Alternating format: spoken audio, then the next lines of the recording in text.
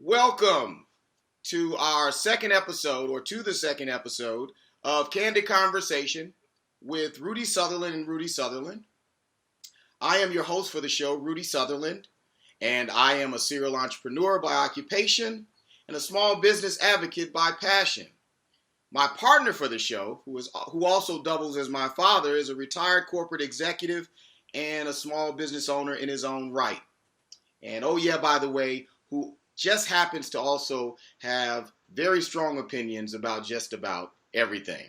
And so without further ado, I'd like to bring Mr. Rudy Sutherland Sr. into the conversation. Mr. Sutherland, can you see me now?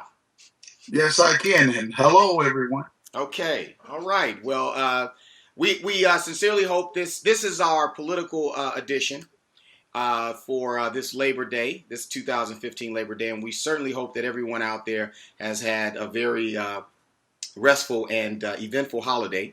And so what we're going to talk about today are two topics. We're going to start with the Southwest part of the country, Texas to be specific, and we're going to discuss the prospect of Texas becoming a blue state as opposed to the deep red state that it currently is. And the impact that various variables are having on that probability being more greater than not. Then we're going to shift up northward in the country to the Midwest and discuss the current political issues around the controversial film that Spike Lee is currently recording in Chicago. And it's entitled CHIRAQ, which is a depiction, or is alleged to be a depiction, of Chicago being a war zone for all practical purposes. And we're going to discuss that and the ironies surrounding the fact that the plot of the movie has nothing to do with any of that. But that said, we'll get to that shortly. So without delay, I'd like to bring Mr. Sutherland back in. And Mr. Sutherland, if you could kindly tell us, you introduced this topic, by the way. And so I want to ask you what specific variables and what specific fundamental facts you would argue in defense of the state of Texas becoming blue in a certain time frame, and then of course explain to us what you think that time frame might be. Okay. Point number one: population change. In the last 3 years, Texas have enjoyed a population explosion. Basically, the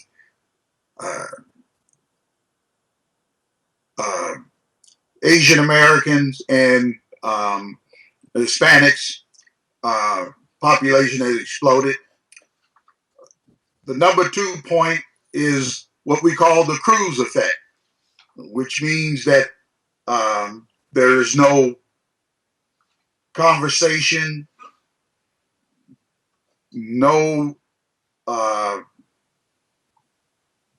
shall I say it, compromise.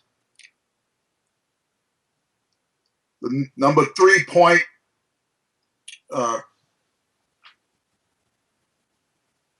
the Texas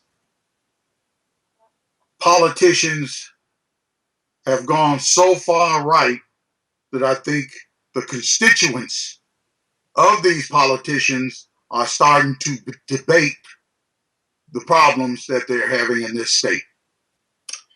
And I predict between 2030 and 2040 that there will be a drastic change, possibly from red to blue. Okay.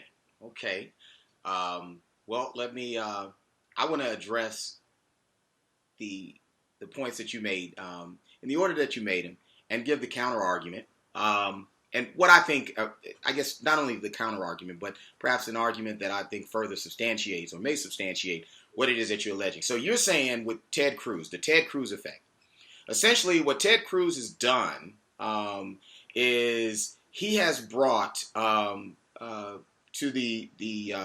he's brought to the political climate of Texas a farther right perspective on conservatism than perhaps existed prior to him being elected. And let's not even confuse this at all. He was hired, if you will, by his constituents and put in office to be an obstructionist. The whole platform that he had, in essence, if you boiled that ocean down to a glass of water, Mr. Cruz said, listen, you put me in office, and I promise you, if President Obama says the sky is blue, I'm going to argue that it's red. Okay? You have my word on that. It doesn't matter how ludicrous the argument is. I'm going to make it. I'm your guy. Okay? So let's not confuse his rationale. And listen, it's a brilliant move on his part because let's face it. He recognized that the voting bloc, not the general populace of the state of Texas, right? Let's say the Republican populace of the state of Texas. You're talking about the voting. The folks that actually get out to vote. He recognized and dug into a note that said, you know what? This is, of the people that actually vote, this is what they want. And so he dialed into that, and kudos to him for doing it. Now, at the same time, that could come back to backfire on him. And the reason I say that is because to the same extent that he has done what he's done to rile up his base, he is also, I think, coalescing a base together on the Hispanic side. Because if you think about it, and we talked about these numbers. Okay, so look, let's go back to Mitt Romney's run. Mitt Romney ran, and he took Texas by 2 million Republican votes during their primary. Mitt Romney took Texas by 2 million votes. That was across the board. I'm sorry, not just the primary, but the general election.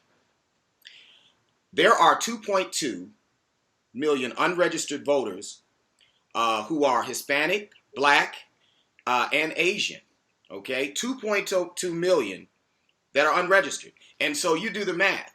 The situation that Mr. Cruz has created has and may serve as a catalyst to get those unregistered voters to register. And if that did happen, and they just, oh yeah, by the way, decide they wanted to vote Democratic, that could change the whole dynamic in places like Harris County and other places, Austin, Dallas, some of the other, larger metropolitan areas that have a large Hispanic population.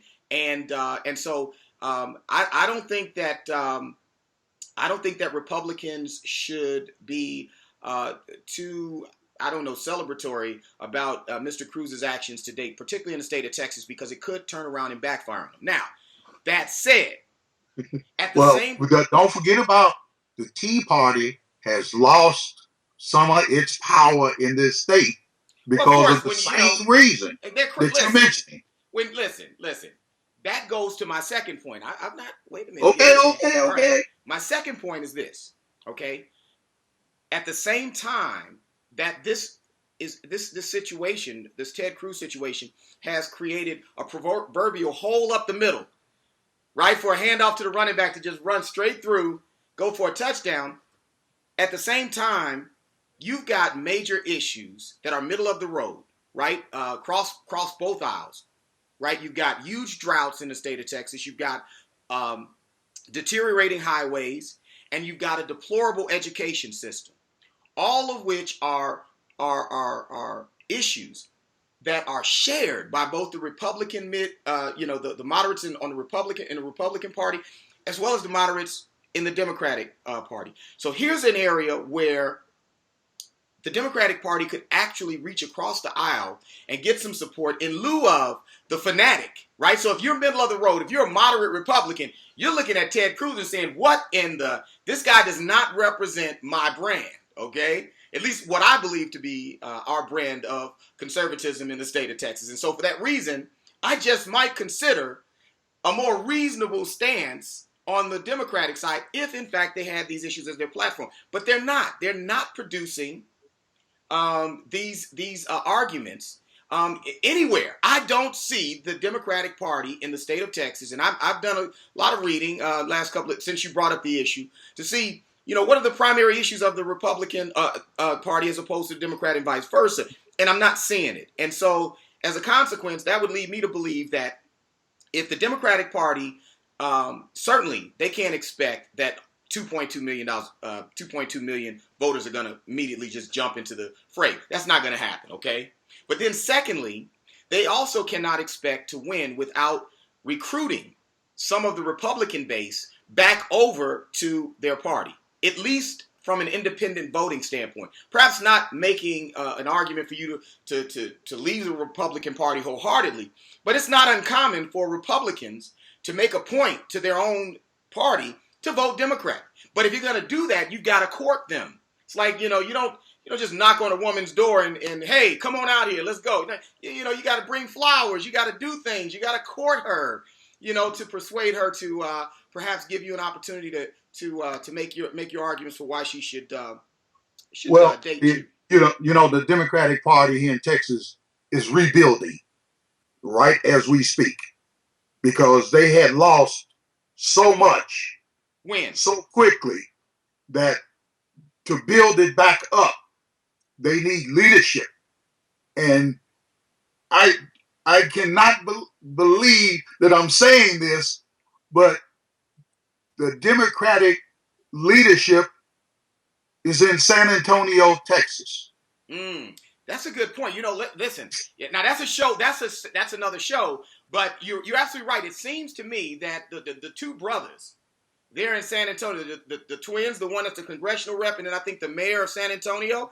Right. These two cats are really doing some things, and a lot of their arguments, surprisingly, are moderate for both parties, from both parties' perspective. But that said, here's the thing. You were talking about that whole educational, with one, the Democratic Party is trying to rebuild. Two, it's trying to educate its base. The things and the mechanisms that are necessary to accomplish those stated goals, I just don't believe are in place. We've talked this. I don't believe that the conduits are in place to communicate with the totally disenfranchised individuals in the party that are claimed Democrats, but they don't vote. I mean, listen. Ted Cruz has proved it on the extreme side of his party that, listen, only the fanatics tend to vote. And the Democratic Party has done very little to expand the number of individuals that vote on its side. Now, here's what you got to double down on. There's a fundamental flaw in the go-forward strategy because what the Democratic Party in Texas can't bank on is the Obama effect.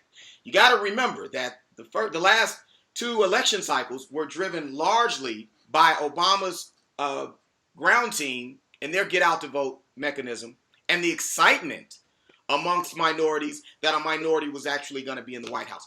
That dynamic may have gone, and I'm not sure that a Hillary Clinton or, say, a Bernie Sanders or a Joe Biden, if he decides to jump in, is going to create the same level of excitement, right? Because let's face it, Hillary Clinton is not exciting at all. I mean, she's about as run of the mill as politicians go. I'm not trying to throw in. But JR, let me just say this. The Obama organization is still on the ground doing well. What does that mean? They're on the ground doing well. Again, I'm going to tell you what it means is while the Democratic Party is rebuilding, it is organizing, and it has this conduit to do it. But someone has to take over. And right. This is what I'm saying with the Democratic Party rebuilding, that the San Antonio effect may give it a big jump start. Let me just tell you one story. When I first started working for Obama, I went to an organization meeting. Okay. And there were more Hispanic and white people than it was black. And I'm sitting up there saying to myself, this is a black president. But I think what you have to understand is what was built from the ground up was built through Hispanic, white, and Asian Americans more so than say like blacks. And I thought that because it was a black president that it should have been more blacks there, but it never was. Well, see, well, let me dip my toe into that pool. Look, first of all, a misnomer. When we say that the black vote goes to the Democratic Party by a 90 percentile rank, that's not voting. That's mindset. Because I think that we should only count those that actually vote. And if that were the case, you're talking about 3% or less of that 90% actually vote. So it's inconsequential, and that's the secret sauce. That's the skunk in the room that nobody wants to point out, is the fact that no one has figured out a formula, and that's where we go back to those communication conduits. The Democratic Party has to figure out a way to reach the disenfranchised politically, those that don't watch mainstream media, those that are not like us, political junkies, that type of thing, right? That nevertheless use social media and things of that nature, and give them a warm fuzzy about, hey, listen, I know you probably believe that your vote doesn't count, and from an electoral process perspective, it really probably doesn't that much. But symbolically it does, and you need to vote, because the threat of your vote gives us power. Now, that's it. I don't want to believe it. Just say this. Let me just say this. Okay. The Democratic Party is reorganizing. Okay. That is one of the reasons why I am saying that by 2030, 2040, there's a possibility. Because right now, there is no leadership here in Texas. No, there is definitely a leadership deficit on both sides of the aisle, and again, there's a huge vacuum waiting to be filled by somebody who can bring bring some level of intellectual capital that's reasonable, a reasonable umbrella to put shade over the mid portions of both parties. That's how the state moves forward. I just don't see a path forward with the current mechanism. You just gave one. You just gave it. No. All you have to do. If someone organizes and takes the ball up the middle. You have to do. Listen, now these are simple statements. I know I'm making some simple statements, but I'm not deluded at all. Some of this stuff is walk on water, Moses type stuff. Okay, stick a rod in the water, and No, man, it's not. Listen, I think it's gonna be harder than we think. But listen to me. All right, I want to table that. All right, because we've got a limited amount of time, and I want to shift gears. Let's go straight up the middle, up I-55, hit 57, and land in Chicago. And here we are with CHIRAQ.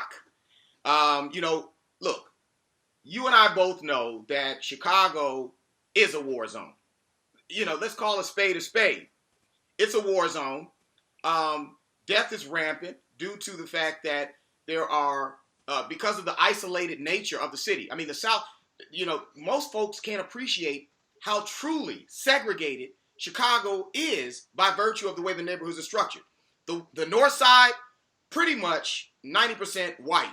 The south side, pretty much 90% black. The west side, mixture of black, Mexican, Hispanic, different brown, gray, whatever. And then as you move east, you've got the elite hodgepodge, more mixed, but again, that's where the money is. Okay, and then you've got the suburbs. And the suburbs, by the way, have become the melting pots of the city. Now, that said, that's where all the jobs are. That's where all the jobs are. So if you're stuck in the area that CHIRAQ depicts, right?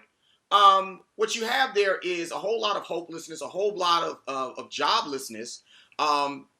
You've got a lot of folks who have, for the most part, city jobs. I mean, if you think about it, the lion's share of the middle class on the south side of Chicago is driven by jobs, CTA, bus drivers. But I mean, railroad. Right. So I mean, it's not commerce, it's not the private sector that's driving it, and so as a consequence, you've got on the one hand the politicians saying, well, listen, we're keeping these folks employed because they're working here at the city, but what they're wanting us to do is sweep under the rug the fact that we know that depiction is true. Now, that said, you and I know as business guys that your brand matters and that it's a catch-22. You can't draw people in the city into a city that they believe that the assets they bring in are either going to be stolen, destroyed, right, or rendered incapacitated. The growth in Chicago has always been the downtown area and the north side. Mm-hmm. That's where all the growth is. If you go around the city, downtown Chicago looks like Manhattan. Right. I mean, right. It has grown tremendously. Right. Well, don't forget Lakeshore Drive. As you go south, they sweep under the rug, as you say. Education, they have closed more schools on the south side. They have eliminated teachers, educational people, and they have used less monies to validate the south side. The only thing that is in the future that may change this whole dynamic is Obama's library. Right. If they build that library, when they build that library there, Chicago's going to have to take notice and change a few things and start putting some money out there. Mm-hmm, mm-hmm. But up until then, this CHIRAQ, I suggest people go see the movie. It has nothing to do. Yeah. Okay. Wait. Oh, let's table that for me, because I just want to bring a couple of statistics to go back to the name. Then we can talk about the irony of the plot that drives this movie in the first place. But look, here's some statistics from June 1st to July 9th, when the CHIRAQ movie was primarily being shot. There were 331 people shot in the city, shot and wounded, and there were 69 murders. Now that's from July 1st to July. That's a little bit more, a very little bit more than 30-day time period. That's what you're looking at. Those were the statistics, and that's validated, okay, by public record. So I really don't think that the use of the name could be called what would you call that? What is it when you it's slanderous, or right? I mean, it's the truth. The truth can't be slander, right? And so I think that that Spike Lee has it spot on to keep the name there. And granted, we know that he's got that name in place because he's trying to drum up controversy and get the marketing want to see a movie. Right. He wants you to, hey, you don't make a movie because you don't want nobody to go see it, that type of thing. But that does bring into play the irony of the situation, that the plot of the movie is based on the Greek comedy Lysistrata, which essentially was, for those who don't know their history, was centered around a plot of the Greek women refusing to have sex with their husbands in an effort to bring an end to the Peloponnesian War, and via signing a peace treaty. And they basically said, both sides of the war said that they would not have sex with with the men that were fighting the war until they brought about peace. Now, what Spike is arguing, I would contend, and I haven't seen the movie, but I would contend that he's saying, listen, everything else that we've tried in resolving this matter hasn't worked, and so we need to think outside the box.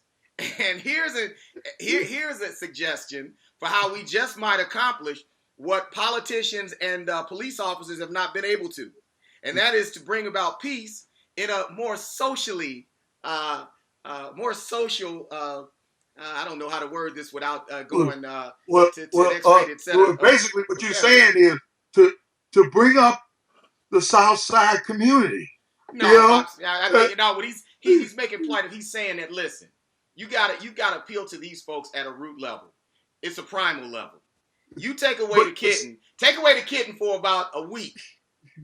Things start hurting around there. Take away the kitten for about 2 weeks, maybe a month. You just might be in a position where some things are happening. Now, granted, here's what they don't have. You got to find a way to hide the women, because at some point our men, male primal instincts kick in, and we do strange things to get those primal needs met. So the women have got to be, if this were to play out, and this is all fantasy land, because it's a comedy. It's a comedy, and I think that we ought to reserve judgment on the movie and how it plays out until we actually see it, and then I think Well, we can make. Go ahead. If you hear Spike talk about the movie, the thing that he is trying to get Chicago politicians to commit to is raise up the community, educate the people, give them a reason to not go bonkers every time something happens. Maybe these are the things that he's trying to bring to Chicago. He's trying to bring a positive with a negative. Listen. I applaud his creativity in approach because this is about as left field as you could possibly come. Let me tell you something. I can guarantee that his movie is going to make, is going to be profitable. I don't doubt that, and I'm hoping that it strikes a dialogue because we got to be able to laugh at stuff. The comedians will tell you that, and comedians, by the way, have a tremendous amount of respect because it takes a lot of intellect to be funny. Comedians cause plenty change. Yes, because when you can get people if you can get people to laugh to see the situation from a comedic standpoint, sometimes that allows us to lower our guard enough to consider things in a way that without it lowers our defenses, and so it forces us to think about things from a calmer perspective, perhaps from a more reasonable perspective, and that's what we need. And so I applaud this. And let me just say this: I can't believe for a heartbeat that the all-star caliber staff or the actors and actresses that have signed up for this movie would have done so without having read a script that they know is a winner. And he's got some all-stars on that. Yes, he does. He does. I think it's going to be one of the most interesting movies. Well, it's getting enough publicity. For certain. I bet you that first weekend, I think there's going to be an explosion. But see, what Chicago is afraid of, and always have been, was the name. Yeah, but you know what? I think that might be. Now, listen, Chicago's a big boy city, and I really believe that even their part in this whole situation can be to help because they're participating financially in the movie, so they have incentive to create the controversy too. So I'm not calling out a conspiracy theory or anything like that, but I've got to believe. Yes, you are. But these are some very intelligent people. That run the city, and I have no doubt. I have no doubt in my mind. There's no doubt in my mind that somehow, some way, they recognize that all publicity is good publicity, and they're going to benefit one way or the other. The biggest commodity in Chicago right now, in this time of year, is tourism. Right. They're getting plenty. Yeah, and so there's some people. Listen, there's some people that are really. I mean, I think about the people that still go over to the Middle East as tourists, even though they know all this stuff going on. There are people that just got to be there. Call it fanaticism, whatever you want to call it, but somehow, some way, all the violence it tends to attract a certain caliber of individual tourist, and so they're going to get those too. But listen. We're running low on time. I want to get from you an idea of, so what are we talking about next? Give our audience a brief a primer on what you plan on having us talk about next. Well, several things that are happening here in Texas, because we're talking about Texas right now. Mm-hmm. I want that theme to go even further because Texas have organized certain things like seceding from the Union, creating its own border patrol. Yeah, that's one we've got to do. And don't give it away. Let's do some due diligence on that. But I really want to talk that border patrol situation that Texas is creating. Anyway, go ahead. What else? And also, one of the things that you brought up, immigration. Mm-hmm. I think we're only going to deal with one part of the immigration, which I think affects here in Texas, and then we're going to spread out. But next week, I would like to subject Texas to a little bit more scrutiny. Okay, enough said. Well, listen, we hope you guys have enjoyed the show. We will see you next week on Kandid Konversation with Rudy Sutherland and Rudy Sutherland. And again, we hope that you guys enjoy the rest of your Labor Day holiday and have a productive week. Take care.